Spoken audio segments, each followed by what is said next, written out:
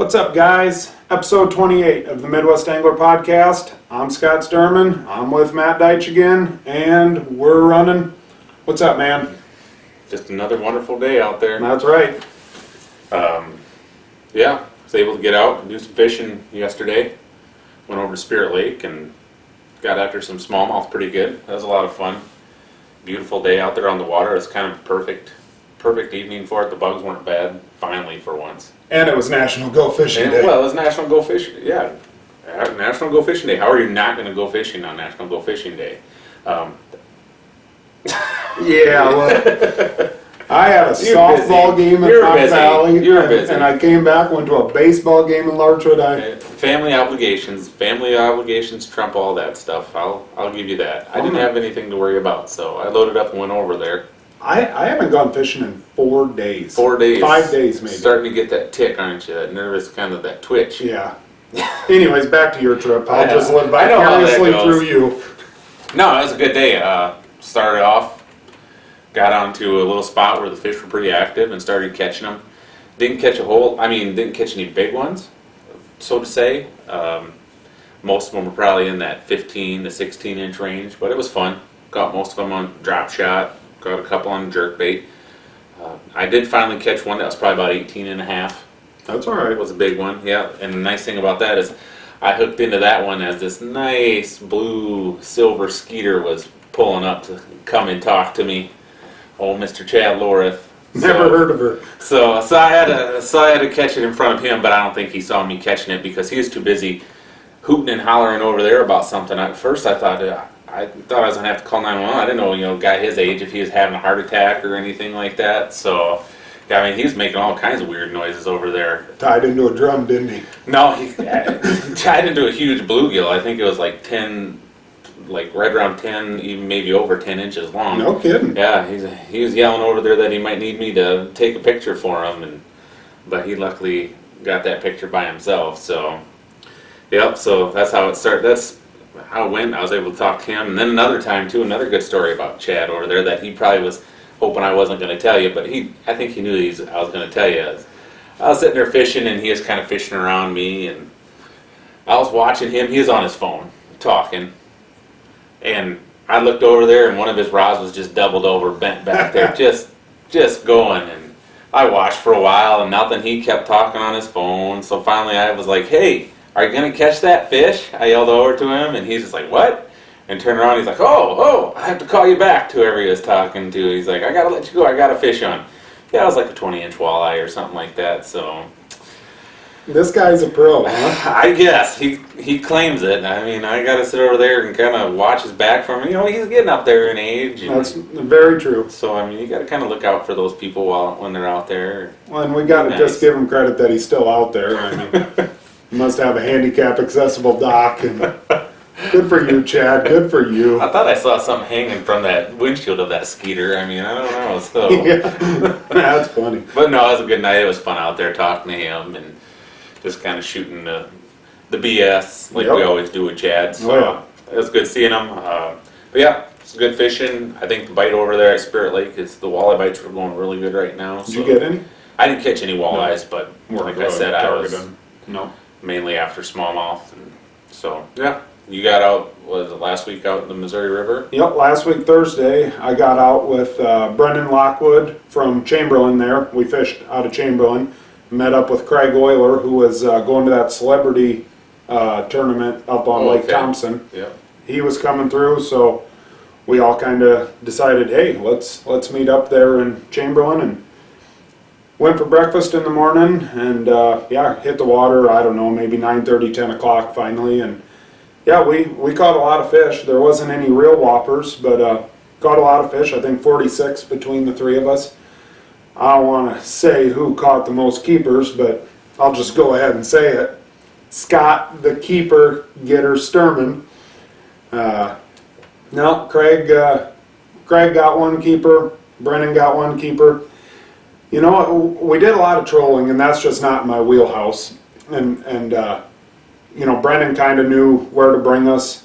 And we definitely got on fish. And crazy thing is, when we're trolling, I'm catching fish like mad. we get up there and we start pitching jigs, and I'm like, all right, whatever. It was bad. Like, it was bad. I felt like a rookie out there. And old Oiler, heck, first cast, he's catching a smallmouth. Frickin' Lockwood's getting smallmouth. They're both getting walleyes. I'm getting rocks, losing jigs. It was pretty bad. But did you have the same size jig head on as them? well, at first I had too little, and I mean, where we were fishing, it dropped off fast. And so then I put a bigger jig head size on, and the main problem, I'll give myself just a touch of credit. I was in the middle of the boat, and I couldn't cast very well. Brendan was up on the front, and Oiler was in the back, and Oiler was giving me a lot of room. He was kind of standing off to the side, but it was just kind of tough to fish 3 pitching jigs out the side like that. I couldn't cast very well, whatever, but the catching or the snagging of jigs, that was just on me. I don't know what the hell was going on, but yeah, then whatever, we dropped Craig off. Me and Brennan went back out there. I ended up finally catching a couple and looked down at my arms and realized how sunburned I really was, and it was like, yeah, time to get off the water. So it was a great time. If you guys are looking to fish the Missouri River, I think it's Dakota Prairie Guide Service, and ask for Brennan Lockwood. He's a top-notch guide. He knows where the fish are, and this dude can catch them. I'm telling you that right now. And yeah, whatever. It's a good area out there. Don't think a lot of people realize the scenery along the Missouri River. Oh my gosh, it is so awesome. It really is. It's amazing. I mean, a lot of wildlife. Were the prairie chickens going, or they? No, I don't think so. I didn't. I'm sure. I bet you their mating season's over already. It's pretty funny, pretty cool actually to see them up on the bank and they're doing their dance and all that stuff, and they're all puffed up. Yep. No, it's it's similar to like the Black Hills out there in some of those areas, because I mean, just the hills and the spruce trees, I think it is, and God, it's awesome, and that's big water. It's huge water. The river's up so high. We're going underneath the bridges there at Chamberlain. Brennan's got her pegged at 50, and God, that was just crazy going underneath them bridges. It was fun. It was a lot of fun. Like I said, if you're out there, get in touch with Brennan if you want to go fishing. He's definitely the guy. Yeah. I wonder, did Craig say which celebrity he was going to get a fish with? Because I know he wasn't a celebrity, was he? I don't think he was. I think they had some Minnesota Vikings players down, and I don't even know who it all was. I don't think that the fishing was fantastic. At least I didn't see any pictures. Didn't really hear a whole lot. He was sending a lot of text messages and pictures the next day, and he said you can tell how good the fishing is. So, maybe somebody caught him, but I don't think Craig had the juice that day. So no. So then he had to head back out to the hills with his tail between his legs. Yeah, that's good for him. Yeah.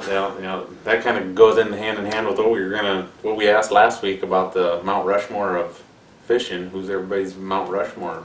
Yep. We want to give a big thanks to everyone who did drop into the comments and gave us a vote. Had a lot of great fishermen named, but to narrow it down to 4 it's tough. When people definitely start talking about it, they're like, I could tell you right now, and you start saying it, then it's like, well, this person too. Well, this one too, so Yep. It is tough just to come up with 4. Come up with 4 just for the state of Minnesota. Yeah, I mean, there's a lot of great sticks that have come out of the state of Minnesota. I mean, it's Minnesota's thing, but... And how many great fishermen there are in those states that aren't necessarily also like in the TV side of it or the tackle industry part of it. Yep. I mean, there's a ton of great anglers that just don't get the recognition. Yep, and South Dakota and North Dakota, I mean, whatever, but no, after all the votes, me and Matt did not vote, but the ones that we got off of Facebook came down to Al Lindner, Gary Roach, Ted Takasaki, and Dave Gens. And me and Matt were talking about it, before the show here.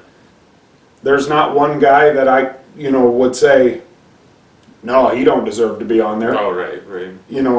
there's other guys who I would say do deserve to be on there, but like we said, got to narrow it down to 4, and that's just not an easy deal. People like Jason Mitchell and the interesting thing about, we've talked about this with Jason Mitchell, everybody is, talks about Jason Mitchell, but everybody forgets that he took over for Tony Dean, Yep. who, I'm sure if you asked him, he would definitely, that would probably be his top choice, is Tony Dean. Yep. Like right off the bat. So a lot of our generation doesn't really know who Tony Dean is. We all know Jason Mitchell. So, that's all, each generation has their top 4. Yep. Some of them span across all generations, but yeah. Well, in 50 years from now, there might be a complete, and I won't say a completely different list, but there might be another guy that, we all want to throw on here. Some of these new up and coming guys, guys that are in their middle age now that have had a big influence on the fishing industry in the Midwest, especially the walleye fishing here. Could very well be on that list, but these guys are all, I guess I won't say older, but middle-aged to older. Right. And I don't know. They're all, they've all been icons, Definitely. We'll start with Al Lindner, born in Chicago, Illinois, 1944, and ended up moving first to Cambridge, Wisconsin with his brother Ron and their families, and then ended up in Brainerd, Minnesota, and started the Lindy Tackle Company. If you're into fishing at all, the Lindy rig. Right. Lindy Tackle, and started the Lindy Tackle Company. Started in fishermen. They're both, him and his brother are every fishing Hall of Fame there is. I think they're in it. A lot of books. They're icons. There's no doubt about it. And they just seem like down-to-earth guys. I've never had the opportunity to meet them or anything like that, but it seems like they go to a lot of these shows. A lot of times they do guest speaking at a lot of marinas that are opening. And it just, they just seem like class acts. Yep. Yeah, do a great job of promoting the sport in a clean way in the Midwest.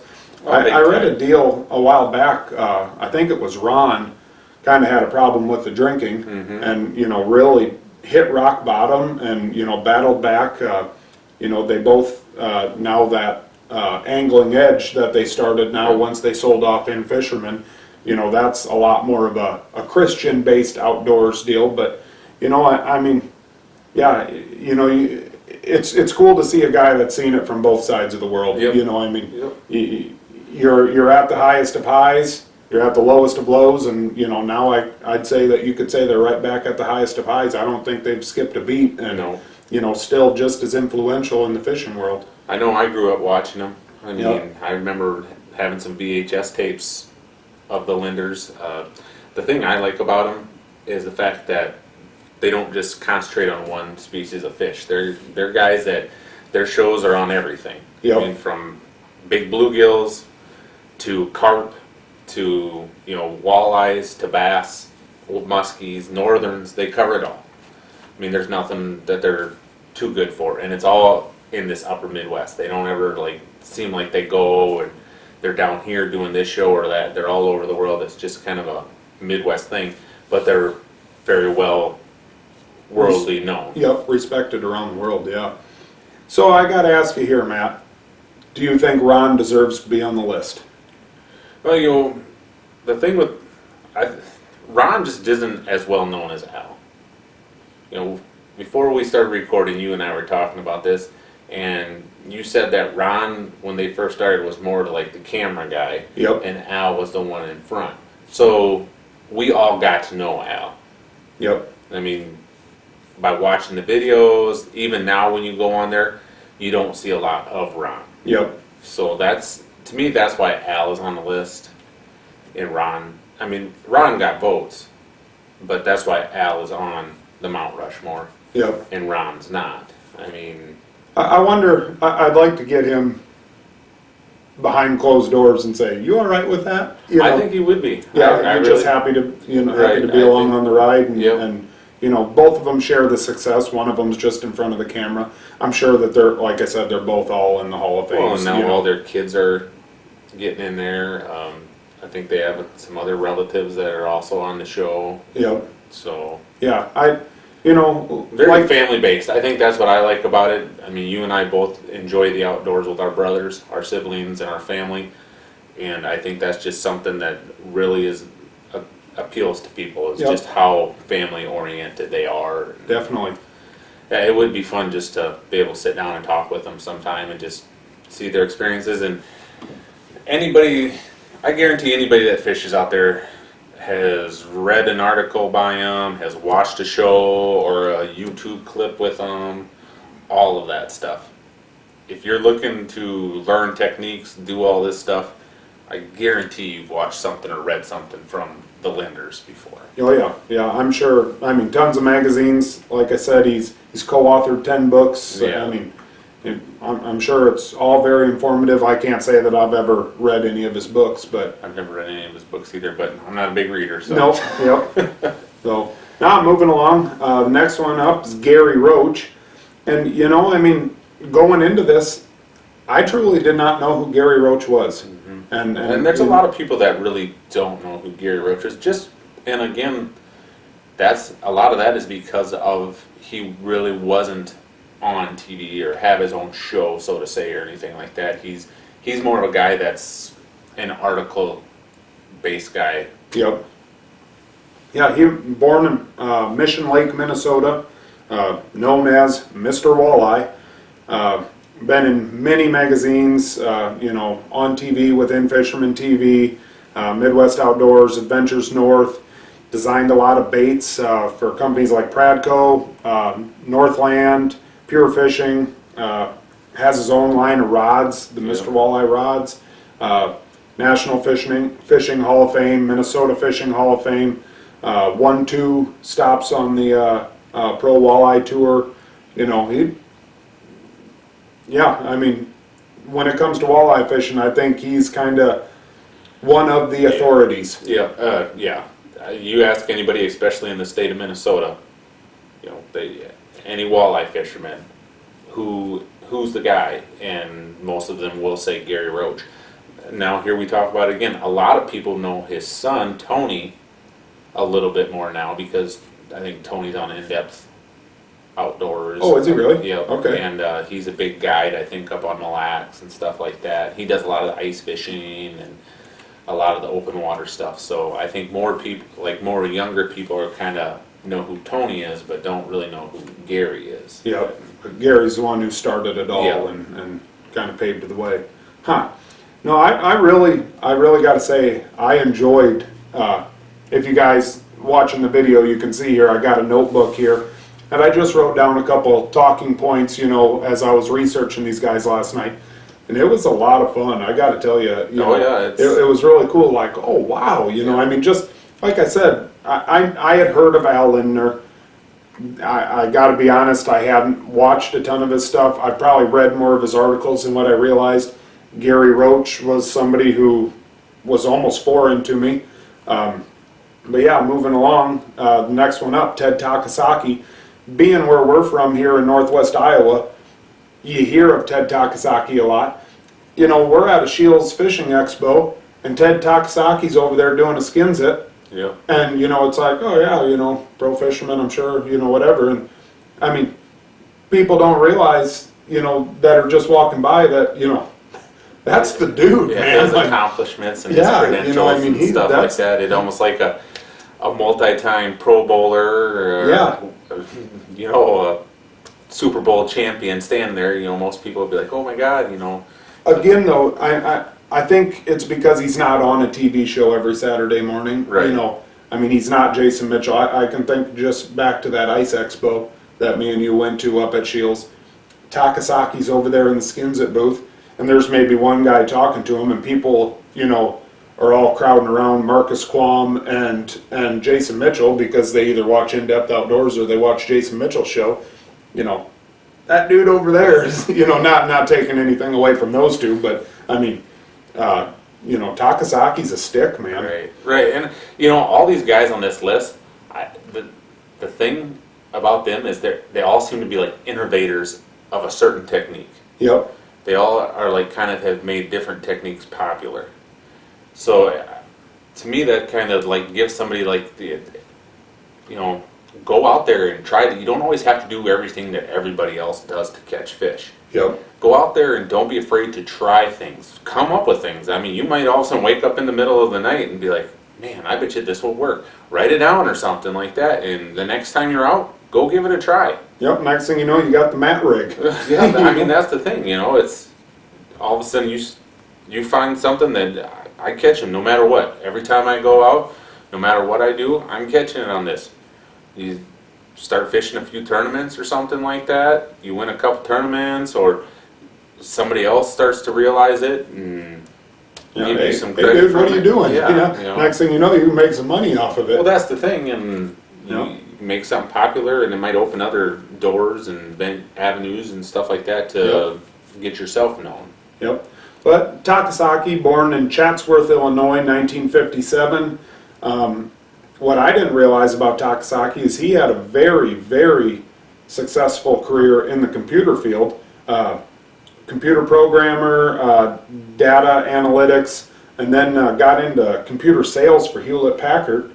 And then ended up becoming the president of Lindy Fishing from 1999 to 2008. And then in 2008, I don't know if he retired or what, but decided, you know what, I'm going to do this fishing deal full time. And he did a lot of great things for Lindy as far as their revenue. I mean, I can't say that I personally know that, oh wow, the tackle got so much better under his supervision, but when I started looking at the things that he's done on the professional walleye tour, I mean, he's, I can tell you right now, in 1995 he won the Professional Walleye Tour Top Gun Angler Award, 1998 Professional Walleye Tour Classic Champion.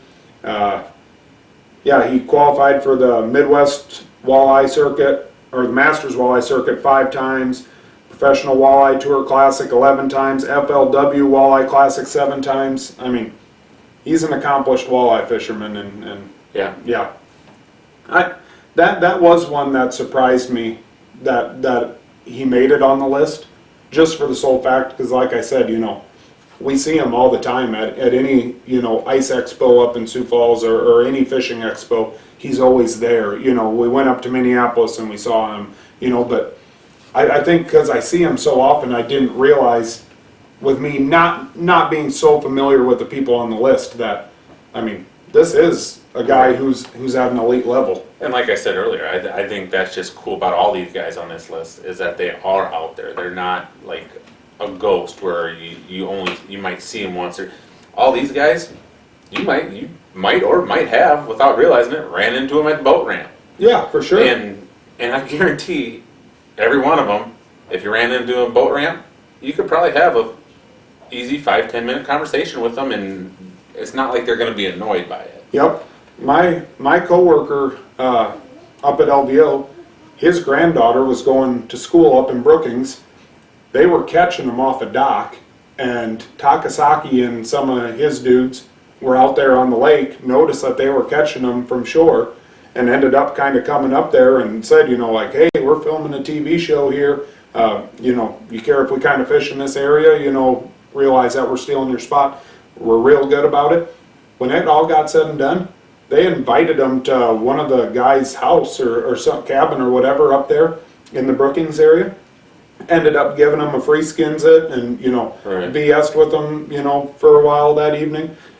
And I have not talked to this granddaughter personally, but she said they were all great dudes. And I think they all are. I got a feeling that if you met them wherever, they'd just... Well, you don't get popular by being a dick.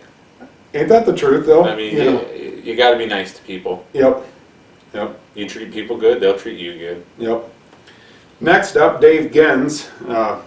If you're an ice fisherman and you've never heard of Dave Gens, you've been living under a rock.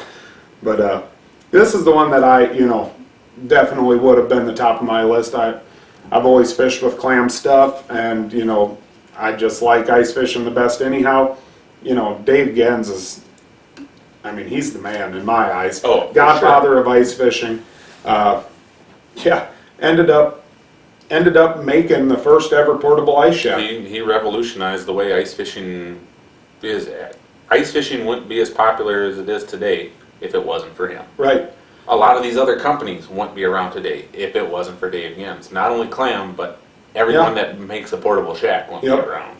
And what he did, he had his wife Patsy sew up he came up with an idea for a portable fish house, because before that you either had a permanent shack Or a box. or you sat on a 5-gallon pail Or a box, like fold-up suitcase type one where you had to set it up, and it wasn't portable. It wasn't real portable. It was like, if you were gonna move, and we've all fished there before, where it's like, okay, this is where we're setting up, and it's just like, oh man. cross your fingers that you're going to be on them. Yeah. That's where we're camping the rest. Otherwise, we got to take it all down and we got to move to this spot. It's not, you couldn't just hop around. Yep. And what he made is the sled style shack. One that flips over from a sled. You can pack all your gear in that sled, pull it around, and I think Dave Gens was the first guy that really introduced being mobile and go find the school of fish, because a lot of people like I said, like you were just saying, you get out to Miller's Bay on Okoboji, you pop a hole and you cross your fingers that you're on them, and if you're not, well, we're going to sit here anyways. Dave Gens, pioneered the depth finder, the Vexlar. People weren't doing that. I mean, you drop your jig down the hole and I don't know, I'd say about 14 foot, and that's what it was, and he came up with, using a depth finder down the same hole, using a Vexlar, having a jig show up on a depth finder, right? Spotting a fish on a depth finder. It's fun listening to him talk about that the first time he ever put it down there, and it was just like, that's my lure right there. I can see it, I mean, just his excitement about it, and then it'd be insane. It is. I mean, you think about it, it's totally revolutionary. I mean, can you imagine? I mean, if you'd gone half your life drilling and praying that you're on them, and then all of a sudden you go out there, and I'm sure you hand drill, 10 holes, and you actual hole hopping. I mean, you hole hop to find the fish, and you had never done that before in your whole entire life. I mean, that would be absolutely insane. Like, I think about your grandpa, when we talked to him, and they would chisel out a hole. You get done chiseling one stinking hole through 25 inches of ice, you're done. I mean, you're not hole hopping. This is where we're fishing. You better believe it. I mean, oh man, that's just crazy. But now, like with things like that, do you and now he came up with that. Now you sit there and it's just like, is this something that you want to keep to yourself, or is this something that you want to? I mean, it's kind of a double-edged sword sometimes. It's like I've got something here. I mean, if your goal is to to get into the business side of it, if not, it's kind of like, now you're just kind of like, well, okay, I'm going to keep this to myself. And and I think me and you have talked about this, maybe not before on the show, but we've talked about it a ton just between us two. The best fishermen are the ones who are most eager to help other people out. There's no doubt in my mind. And yeah, I mean, I got a feeling, well, with the fish shack, after he made one and a couple dudes are seeing him scoot around, the St. Cloud area, like, whoa, who's this cat with that thing? Like, that is sweet. I wonder what people were like when they saw it. They were probably like, who's this kid out here with this Camaro flying? It's like when somebody gets a new sports car or something. Exactly. I don't know. But they said that they made 5 of them the first year, 20 of them the second year, and 80 of them the third year. And his wife Patsy sewed them, but after that, I mean, they were just any cousins, brothers, neighbors, anyone who would come over and help assemble fish shacks, and ended up selling it to the Clam Corporation in 1992, sold the idea, and heck, now Clam, I mean, I don't know how many different kinds of shacks they have now, but it all comes from that basis of that first one that he made. That's Imagine if Shark Tank would have been around back then. Oh gosh.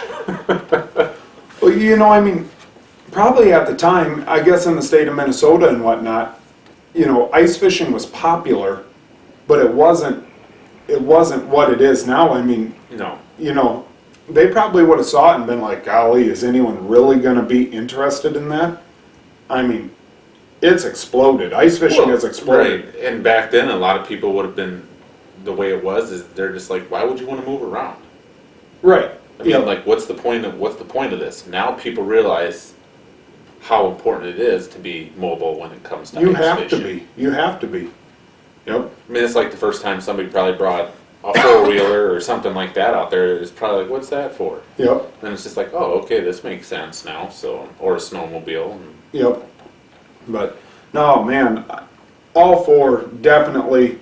I mean, absolute icons, innovators. For I sure. mean, whatever you want to say about them, but I mean, they have really paved the way for Midwest fishing, and you know, fishing in the United States and Canada, North America, the world. I mean, Right. it doesn't end. I mean, these are legit dudes. You know, great ideas.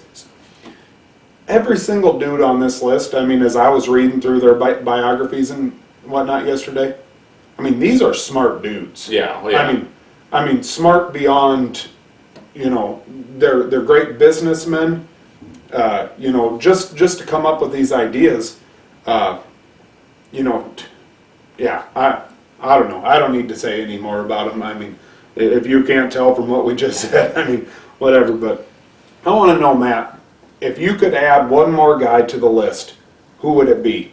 Who do you think deserves to be on that list? For me, it would probably be Doug Stange. Doug Stange. From, you know, the editor-in-chief of In Fisherman magazine. He was with the Linders for a long time. His story, I just like his story just for the fact that, you know, he was a teacher and he'd spend all of his other time fishing from right around this area. Not right to here. mention, we can throw a baseball to where he lived. Yeah.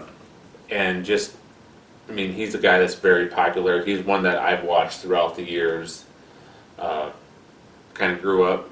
That was my Saturday morning cartoons, watching him on In Fisherman with Al Linder, and he'd probably be the one that I'd put on there. Yep. How about you? Well, I want to know, do you consider Michigan the Midwest? Yeah. It's got to be KVD. KVD. I mean, anyone who knows fishing Yeah. knows those initials. Right, for bass fishing. I mean, I realize he's strictly bass fishing. It's crazy. It's crazy how more popular he is down south, like well known down south compared to up north. I mean, yeah, he is known. He is very well known up north, but there might be some people that are just like, "Who's that?" We're down south. I think everybody's like, "Oh yeah, I know who KVD is." He's the most famous bass fisherman Oh yeah, he's of all time. the most decorated, most yeah. He would have to be on there. And before he came to the scene, the professional bass fishing was a southern man's sport. Right. And you know, I mean, all of a sudden this dude from the north, from Michigan, shows up and just starts catching them. That darn And- Yankee. Yeah, exactly, right? But I mean, you know, he put northern fishermen, as far as bass goes, on the map. Oh, and, for you sure. know, paved the way for guys like Gussie and Fighter and Yep. the Johnstons. And, Yep. you know, I mean, the guys down south knew that they had to respect the dudes from up north. And I don't know, I'd feel he's just such a well-known guy. I mean, walk into the Walmart and, you know, every single Strike King lure has a KVD initials on it. I mean, you know, when you're known simply as the initials, Yeah. I mean, you know, When he's when your initials are that popular, then he's yeah. he's the guy, you know, when it comes to bass fishing. He's with MLF now. We won't get into that. So I mean, he did drop it a little bit, but I would say it's got to be him. Or you know, I've just really I like Jason Mitchell. I think right now to put him on Mount Rushmore, maybe it's just a little bit before his time. I think 25 years from now, I think our generation Yeah. will be like, oh man, Jason Mitchell, you know, he was the man. And, you know, just how nice of a guy he is, Yeah. how smart of a guy when it comes to fishing. I just like watching the way he talks, and he's so matter of fact, and, you know, it just, I don't know, I think he's a killer cool guy, you know. he's got his own line of ice shacks now, his own line of rods. Jason Mitchell's kind of the dog right now, but yeah, I would say it's got to be those two. I think we could throw a lot more guys in that mix. Babe Winkleman got a lot of notoriety. I feel bad for Ron Lindner, that he's not on the list. Like I said to Matt beforehand, the lead guitarist is just as important as the lead singer. That's right. The wide receiver that catches 4 touchdowns in the Super Bowl is just as important as the quarterback that threw it to him. The offensive line is important. I respect him that he was willing to I'm going to get behind the camera and I'm going to make this happen.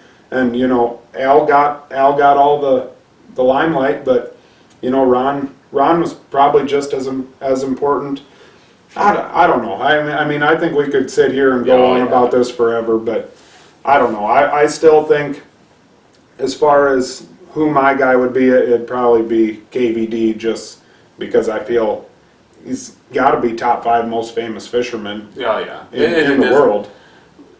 And no matter what, when he pulls up to any tournament or anything like that, he's still a favorite to win no matter what. Gotta be. I mean, when it comes to fantasy fishing and all that stuff, if he's at the tournament, he's still going to have a majority of the votes. Yep. So, well, I don't know. I guess that's about that. Unless you got something else you want to dip into right here at the end. If you're in fantasy bass fishing, get your lineup set for this weekend. Start tomorrow, Lake Gunnersville. So make sure you're getting on there and getting those set up. Should be a good tournament. Yep. You never know what you're going to get at Gunnersville. It could either be they could find huge fish on the ledges and catch a 30-pound bag, or it could be another grind-out tournament. It's always kind of tough to tell down there. Yep. Now this is going to go tomorrow, and they don't start until Friday. This Is this on a tournament? Friday? Is it only a 3-day, or are they doing a Friday, Saturday, Sunday, Monday deal? Set them tonight just in case. Yeah, set them tonight. On Wednesday. I was going to ask you who you were going to pick, but I haven't looked yet. just for the sole fact that Dan and Jeremy will probably listen to this one tomorrow morning at work and probably just copy you. We're not going to let Copy both of us. How much weight do you think it's going to take? I'll tell you who I'm going to pick. I'm going to pick Brandon Polinick, KBD, Jacob Wheeler, Mark Daniels, That Joey Tacarante. and Dusty Ramsey. No, pick that Joey Tacarante. Joey Tacarante. Did you see that? Uh-uh. Got disqualified? Oh, did he? Yeah. Was he getting information before the tournament? Yeah. So That happens. so apparently there's, and it's not an apparently, I believe it's like 28 days before a tournament you can no longer ask for any information. Right. So when the Elite Series put out that they were going to be going to Gunnersville, way back when, months ago, he put a deal on Facebook writing, hey, we're going to Gunnersville, I don't know the lake, can anybody help me out? And a bunch of these dudes from the FLW had just gone there and fished it. So a couple FLW guys were giving him information, a couple local dudes were giving him information. Well, somebody, and I don't know who, gave him some waypoints. And whatever, I don't know how long ago it was, I think it was like on May 21st or something like that. He put a Facebook post out asking for those waypoints again. Like, hey, whoever gave me those waypoints, can you drop them back to me again? Whatever. Well, at that point in time, he's within the 28 days of the tournament. And I guess he kind of said, hey, I had this information before, I lost it, whatever. But obviously Bass wasn't having it. No. I mean, you got to give it to the guy. There's no way he's going to purposely cheat on Facebook. And it's not like cheating, it's not, I guess I don't know if you consider it cheating as much as breaking the rules. Right. That's just a violation of the rules. You messed up. I mean, it's not like I've been seeing some stuff on Facebook lately up in North Dakota where people are taking wired dog kennels a lot of people have been finding wire dog kennels in the lakes because people have been going out there and putting walleyes in there and sinking them for the tournaments, and then Shut it down. You'd be surprised at how much that happens. Unbelievable. Yep. You would be surprised at how much that happens in tournament fishing. And that's That why there we is- can't have is- nice things. And there's people out there that winning is so important to them that they're willing to do stuff like that. I mean, what is that? Oh, don't even get me started. There on those type of you know what we need to do? We need to come up with a list, an actual list where all tournaments buy into this list. If you get caught cheating in a tournament, you get put on the list and you're done for life. Yeah, no tournaments Done. ever anywhere. You can never enter a tournament again. I don't care how sorry you are. I don't care how young you were when you did it. Yeah. I mean, depending on what kind of tournament it was and what kind of money was on the line, I mean, you can do some pretty serious jail time over something like that. But what a bunch of dirtbags. That's Then a there's nice that. way of putting it. Well, I But mean, yeah, that's come kind on. of the thing that's going around is that people have been doing that. Yep. All right. Well, Got to catch your own fish. Got to do it fair. That's the fun part about tournament fishing. Don't be going out there and doing all that cheating garbage. can you show up to a weigh-in and look the other anglers in the That's what eyes I mean, and take a check, yeah. knowing that you... People like that can. They don't Yeah. care. They don't care. They just are concerned about one thing. I don't know. Yeah. Well, before we go, I got to give a shout out to the guys at the Casting Deck podcast because their Raptors won the NBA championship. As much as I hate seeing a championship go out of the country and over the border to Canada, congratulations to those guys. You got your one. It'll never Yeah. happen again. They don't care.